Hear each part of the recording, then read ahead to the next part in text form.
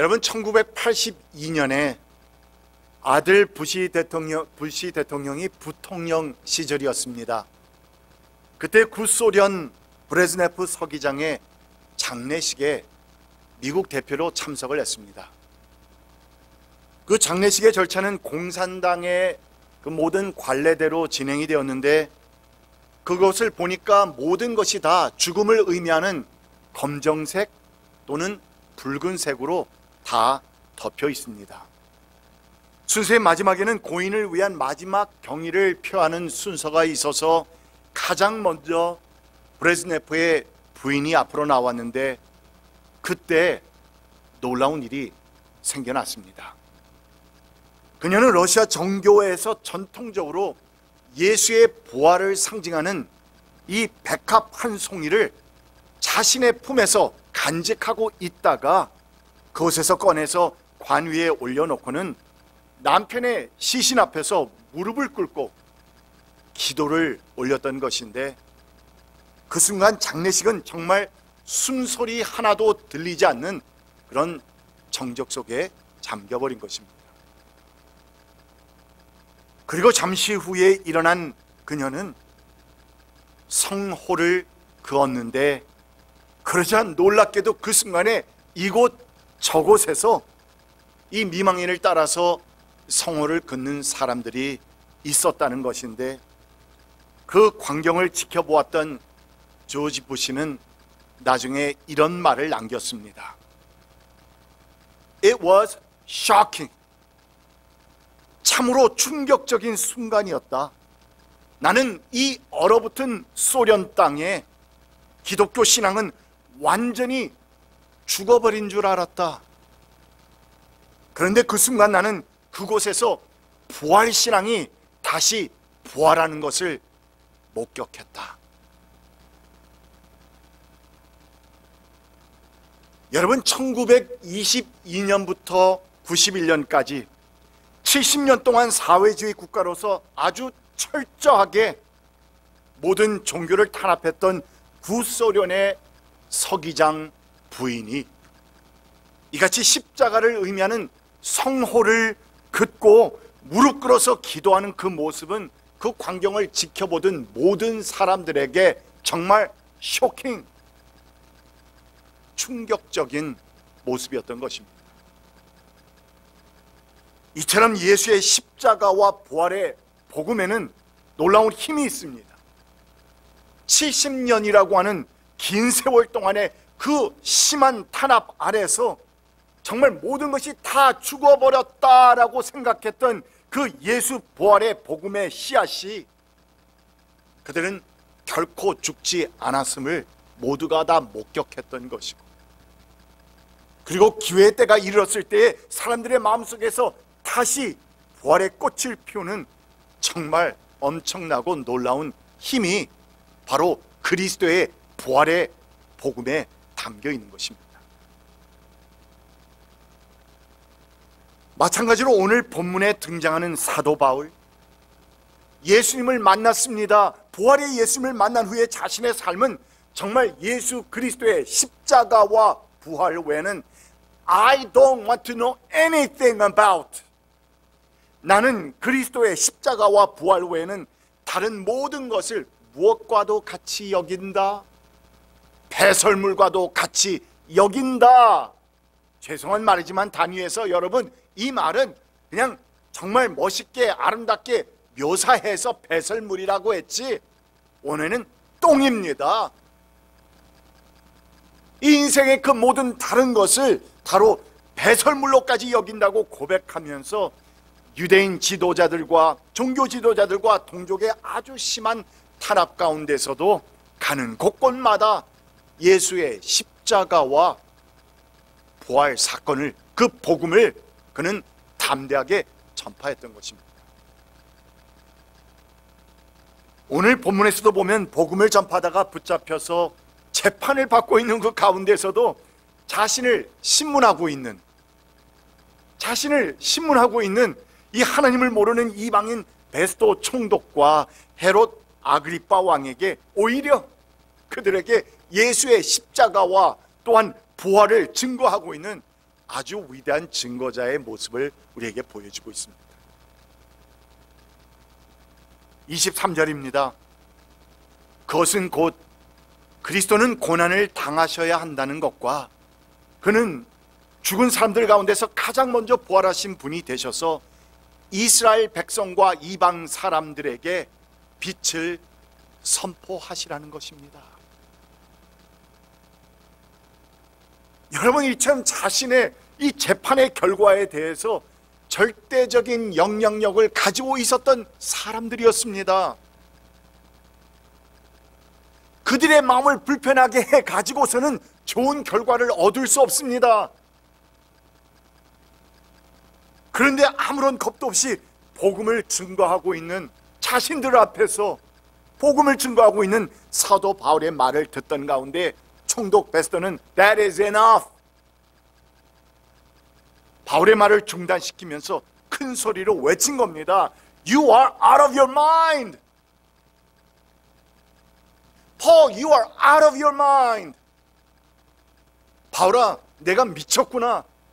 네 많은 학문이 너를 미치게 하였구나.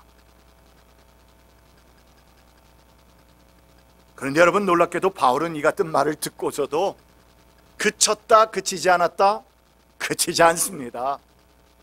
그치지 않고 계속해서 예수 그리스도의 부활 사건은 유대라고 하는 지구의 한편 구석에서 일어난 자그마한 어떤 사건이 아니라 온 인류에게 절대적인 영향을 미치는 역사적인 historical event, 역사적인 사건이었다고 그는 아주 담대하게 증거한 것인데, 그런데 여러분, 또한 27절에 가서 바울은 아그리빠 왕을 향해서 모두가 깜짝 놀랄 만한 선언을 한 겁니다.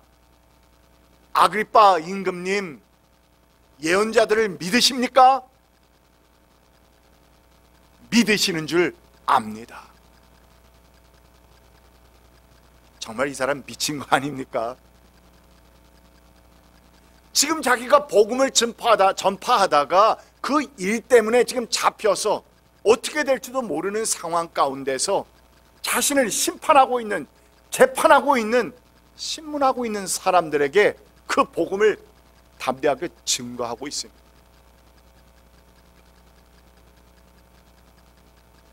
그러니까 이 예수의 십자가와 부활 사건은 오랜 세월 동안에 그냥 갑자기 일어난 일이 아니라 수많은 구약의 선지자들이 선포해왔던 그 예언들이 오늘날 이루어져 버린, 그래서 하나님의 계시가 성취된 놀라운 사건이었다고. 그러니까 아그리빠 왕, 당신도 이 사실을 믿지 않느냐고.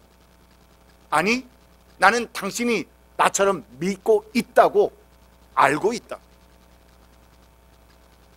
이렇게 선언을 한 것인데, 여러분, 바울은 당대 최고의 지식인의 배경을 가지고 있었던 정말 자타가 인정하는 사람이었습니다.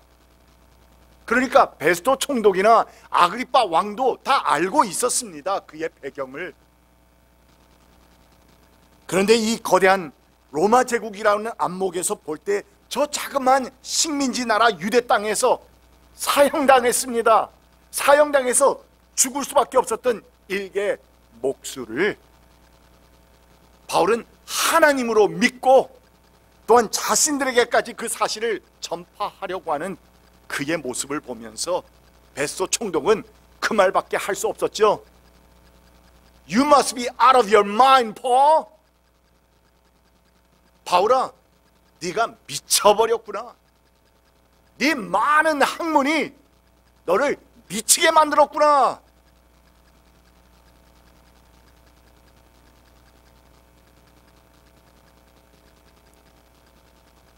여러분, 이 같은 베스토의 말은 우리에게 참으로 중요한 한 가지의 사실을 보여주고 있습니다. 그 한 가지 사실은 다름이 아니라, 여러분, 예수 그리스도를 아직 영접하지 않아서 하나님을 알지 못하는 사람들에게, 거듭나지 않아서 아직 하나님의 자녀가 되지 못한 사람들에게는 그리스도의 십자가와 부활의 복음을 믿고 확신하는 우리들, 믿음과 확신 가운데서 행하는 성도들의 모든 언행들이, 모든 모습들이 그들의 눈에는 뭐처럼 보인다? 미친 짓처럼 보인다는 것입니다. 미쳐버렸고 어리석은 것처럼, 아니 저들은 왜 저렇게 살지? 그렇게 고생하고 수고하고 이민생활에서 힘들게 살면서 그냥 주말이 되면 놀러 갈 수도 있을 텐데 주일이라고 하는 그날을 지키기 위해서 어디를 가더라도 거의 꼭 주일 전에 돌아와서 예배드리는 그들의 모습을 보면서 They must be out of their mind. 미친 사람들, 어리석은 사람들 아닙니까? 적어도 아직 부활의 주님을 만나지 못한 사람들에게는 그렇게 보인다는 말입니다.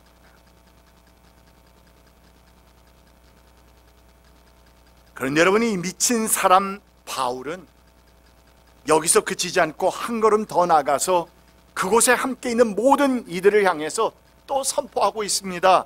29절 말씀, 나는 임금님뿐만 아니라 오늘 내 말을 듣고 있는 모든 사람이 이렇게 내가 결박을 당한 것 외에는 꼭 나와 같이 되기를 하나님께 기도합니다, 빕니다.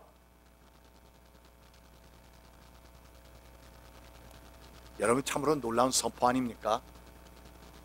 정말 당당한 선언 아닙니까?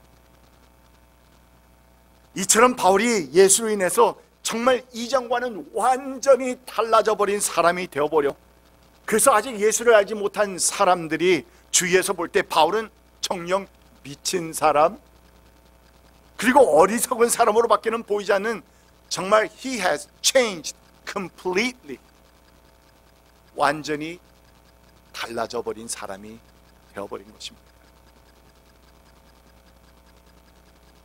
그래서 우리는 오늘 말씀을 이렇게 묵상하는 가운데서 던지게 되는 질문이 있는데, 그렇다면 무엇이 과연 What made Paul crazy? 이처럼 바울로 하여금 복음에 대해서, 그리스도 부활의 복음에 대해서 미치게 만든 그것은 과연 무엇이었을까? 이런 질문들을 던져보는 가운데서 생각을 해보니, 여러분, 베드로가 그러지 않았습니까? 또한 요한도 그랬습니다. 돌에 맞아 죽으면서까지 주님을 증거했던 스데반 집사도 마찬가지였습니다. They all had same thing in common. 공통점이 있었습니다. 또한 주기철 목사님을 비롯해서 주의 이름 때문에 순교당했던 수많은 성도들이 하나같이 그랬던 것처럼 이들은 하나같이 부활하신 예수님을 만나는 영적 체험을 하게 되었다는 사실, 그것이 바로 이유였습니다. 그리고 이렇게 부활의 예수님을 만난 사람들은, 그래서 예수님과 영생의 만남의 체험을 하게 된 성도들은 바울과 같이 미친 사람이라고 하는 소리를 듣지 않을 수 없는 것입니다. 바울은 기독교인들을 핍박하고 그들을 감옥에 잡아넣기 위해서 다메섹으로 가던 중에 부활의 주님을 만나서 그의 생생한 음성을 듣게 되는, 그래서 부활의 주님을 만나게 되는 체험을 했다는 것을 우리는 잘 압니다. 이것이 사도행전 9장에 나오는 말씀인데 두 구절을 읽습니다. 사울이 길을 가다가 다마쿠스 가까이에 이르렀을 때 갑자기 하늘에서 환한 빛이 그를 둘러 비추었다. 4절입니다. 그는 땅에 엎어졌다. 그리고 그는 사울아 사울아 네가 왜 나를 핍박하느냐 하는 음성을 들었다. He heard a voice. Paul, Paul, why are you persecuting me? 왜 나를 핍박하느냐 하는 주님의 음성을 들은 것입니다. 왜 나를 핍박하느냐는 주님의, 그 부활하신 주님의 음성을 듣는 순간 바울은 자신이 이때까지 자기가 믿고 있는 것이 옳은 것이라 생각해서 부활의 주님을 증거하던 크리스천들을 핍박하면서 행했던 그 모든 자신의 일들이, 그 근원이 뒤흔들려 버리게 되고 완전히 새로운 눈으로 예수를 바라보는, 또한 크리스천들을 바라보는 그런 산체험을 하게 된 것입니다.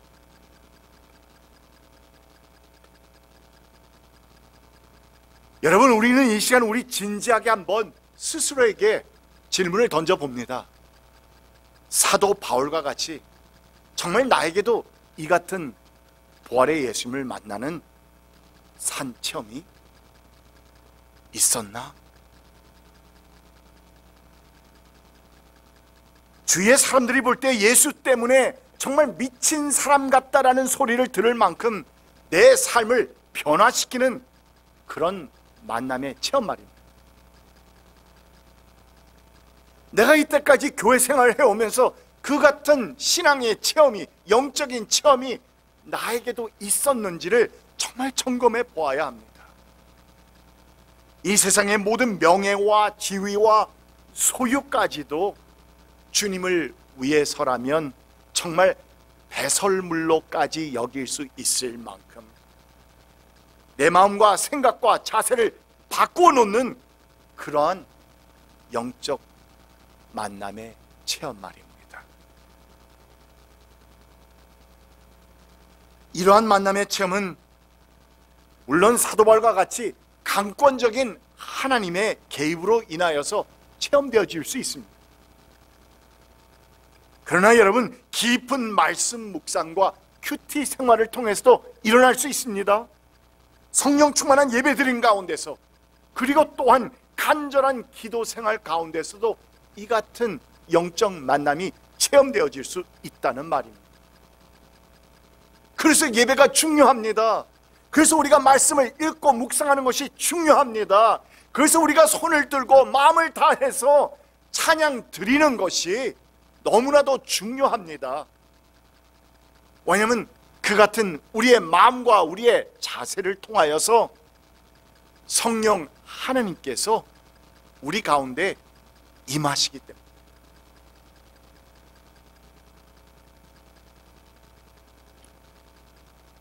여기서 중요한 것은 하나님의 자녀가 된 성도에게는 이같이 확실한 예수님과의 만남의 체험이 필히 must 있어야 한다는 것인데, 왜냐하면 바로 이러한 사람들이 우리에게 신앙의 감동을 주고 신앙의 어떤 힘을 주는 사람들 아닙니까?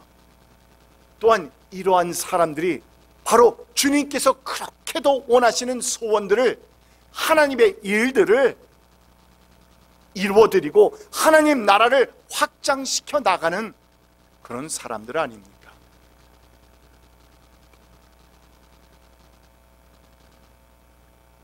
찬송가 94장은 1절부터 시작해서 3절까지 정말 예수님께 대한 그 사랑을 진실되게 표현한 아름다운 찬양인데요, 특히 한인, 우리 한국 크리스천들이 한때 참으로 즐겨 불렀던 찬송가입니다.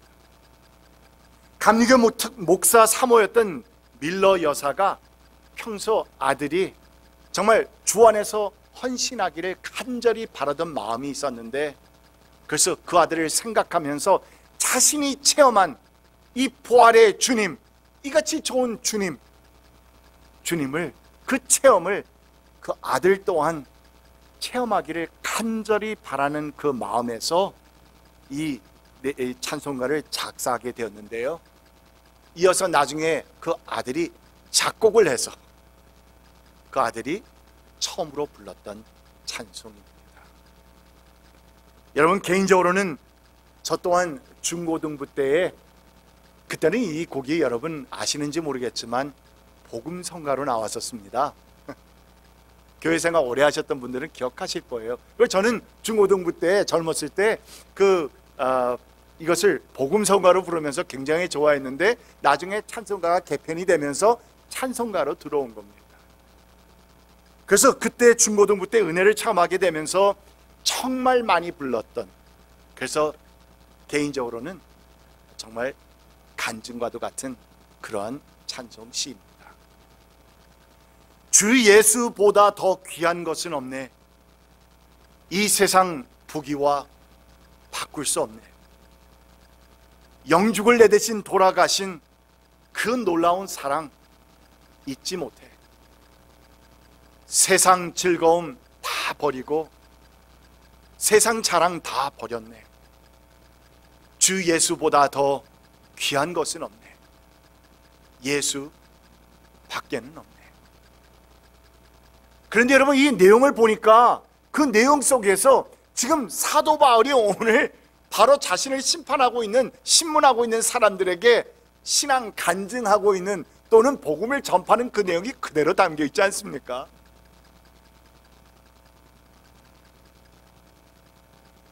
그리고 또한 이 가사의 내용을 묵상하다 보면은 우리가 무척이나 사랑하는 시편 23편에서 다윗이 고백했던 자신의 신앙 고백의 그 시를 연상시켜 줍니다.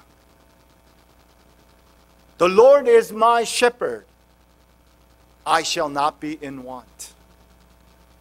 참 멋있는 시입니다. The Lord is my shepherd. 우리 교회 이름도 분명히 저기서 나오지 않았겠어요? I shall not be in want. 주님은 나의 목자시니 내게 부족함 없어라.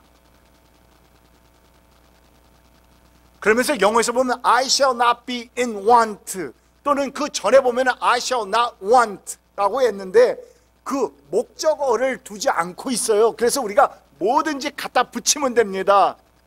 주가 나의 목자가 되시니, 그래서 나는 필요한 것이 아무것도 없다. 그 아무것이 무엇이냐? 무엇이든지 붙이면 됩니다. 명예나 지위나 소유나 무엇이나 이 모든 것들보다 더 귀한 것은 주 예수밖에 없다는 것입니다.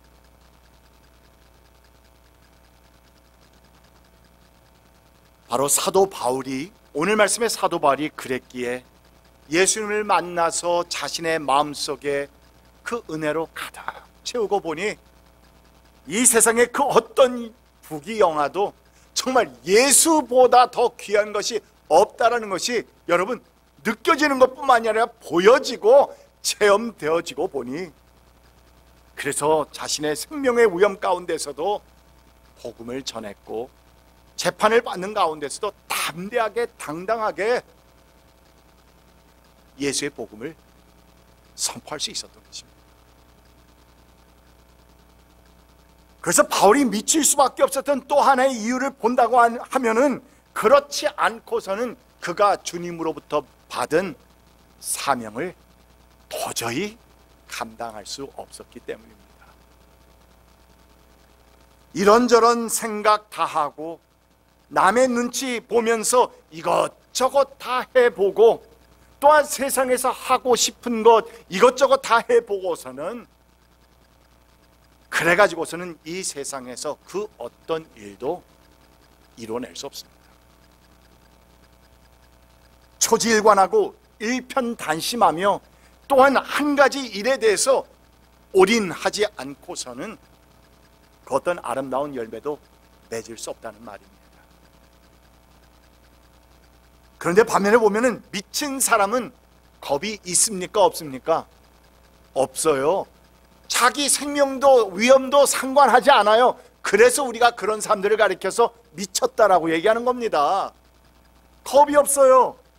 그리고 또한 부끄러워하거나 두려워하는 것도 없습니다. 남의 눈치를 보면서 이것저것 재는 것도 없습니다.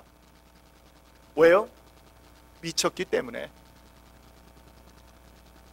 바로 이런 측면에서 오늘 본문의 사도 바울은 정말 부활하신 예수님의 복음을 전파하는 일에 있어서 정녕 미친 사람이 되었던 것인데, 아직도 예수 그리스도를 알지 못한 그 영혼들을 보면은 너무나도 불쌍하고, 저 사람도 내가 아는 예수를 알아야 될 텐데 하는 이 같은 간절한 마음이 넘쳐 흘러나니까, 내가 만난 예수가 이렇게 좋은데 내가 어찌 저 사람이 모르고 있는데 가만히 있을 수 있겠느냐는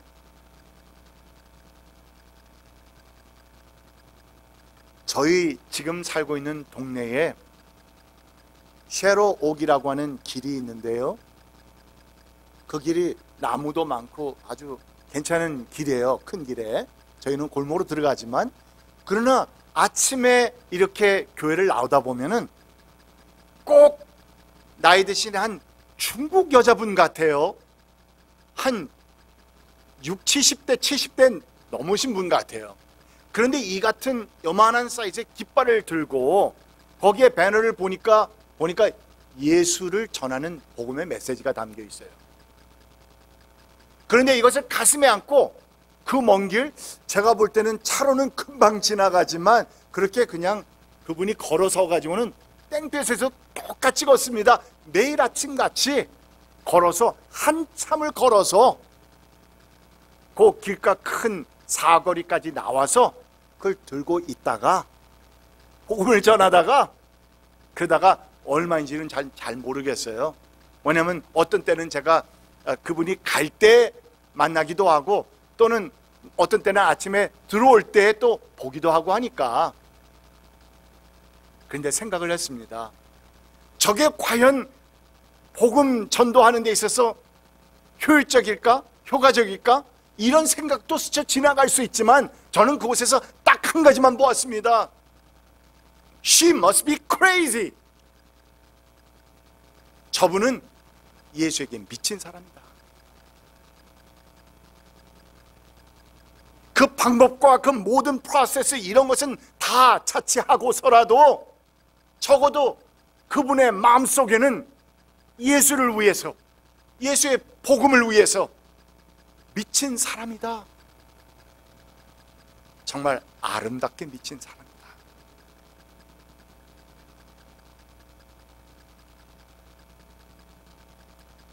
바울이 그랬습니다, 여러분. 그렇다면 우리에게는 주님께서 승천하시기 전에 우리에게 간곡하게 부탁하신 지상 명령이 있습니다. 세상 땅끝까지 이르러서 내 증인이 되어 그렇게 해서 살아달라고 하신 부탁인데, 잃어버린 영혼을 위해서 네가 그 전도의 도구가 되어주지 않겠느냐고. 주님의 도구가 되어달라고 하는 이 같은 지상 명령과 영혼 구원의 사명, 바로 그 때문에 우리 교회들이 존재하는 거 아닙니까?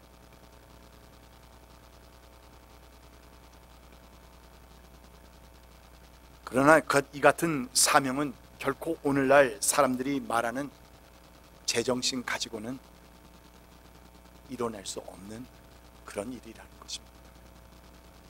그래서 우리는 미쳐야 합니다. 그래서 우리는 제정신이 아니어야 합니다. 미치긴 미치는데 신앙적으로 미치고 아름답게 미쳐야 합니다. 한국의 CCC 대학생 선교회 창설자였고, 한국에 예수의 푸른 계절이 오게 하자라고 표를 내걸고 한평생 정말 미친 사람처럼 열정적으로 그 선교단체를 이끄셨던 김준곤 목사님은 지금은 타계하셨지만 그의 책에서 이렇게 도전했습니다. 어떻게 믿어야 잘 믿을 수 있습니까? 물에 빠지듯 풍덩 빠져 믿으십시오. 사도 바울이 자기는 예수를 위해 미쳤다고 고백한 것처럼 미치십시오. 사도행전의 크리스천들은 예수에게 미친 사람들이었고, 코카콜라 사장은 내 혈관에 흐르는 것은 피가 아니라 무엇이라고요? 콜라다, 코카콜라라고까지 말했던 사람. 그리고 공산당은 공산주의에 미친 사람들이래. 그런데 오늘의 크리스천들에게는 김중곤 목사님이 얘기한 겁니다. 오늘의 크리스천들에게는 이 같은 정열이, 패션이 없다. 쇼 윈도우 속에 진열해 놓은 마네킹 같은 종교가 과연 무엇을 할 수 있단 말인가? 이같이 탄식한 적이 있습니다. 여러분, 우리가 이 세상을 살아가면서 무엇인가에는 미쳐야 한다고 사회학자들은 말합니다. 만약에 우리가 무엇인가에는 미쳐야 한다면 우리는 무엇에 미쳐야 할지 정확하게 알고 있습니다. 우리가 먼저 받은 이 예수 그리스도의 사랑의 복음을 아직도 모르는 사람들에게, 나의 가족들에게, 나의 자녀 손들에게 그 어떤 방법을 동원해서라도 그들에게도 알려주고, 내가 먼저 만난 이 부활의 예수님을 그들 또한 알 수 있게 해달라고. 여러분, 우리의 남은 생을 이처럼 아름답게 신앙적으로 예수님을 위해서 미쳐가는 사람들이 되었으면 합니다.